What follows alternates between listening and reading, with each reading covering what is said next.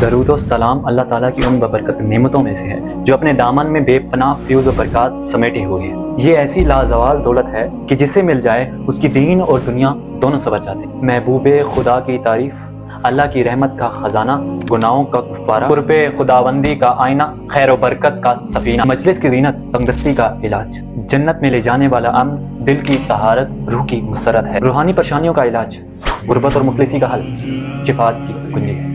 اللہ تعالیٰ نے قرآن پاک میں ارشاد فرمایا، بے شک اللہ اور اس کے فرشتے نبی مکرم پر درود بھیجتے رہتے ہیں۔ اے ایمان والو، تم بھی ان پر درود بھیجا کرو اور خوب سلام بھیجا کرو۔ بے شمار احادیث ہیں جن میں سے چند میں ذکر کرنے والا ہوں۔ قیامت کے روز لوگوں میں سے میرے سب سے زیادہ قریب وہ ہوگا جو اس دنیا میں کثرت سے مجھ پہ درود بھیجتا ہے۔ جس نے مجھ پر ایک مرتبہ درود پڑھا، اللہ تعالیٰ اس پر 10 مرتبہ رحمتیں نازل فرمائے گا۔ ترک درود و سلام کے لیے وہی جو مجھ پر درود پڑھنا بھول گیا، وہ وحشت کی راہ بھول گیا۔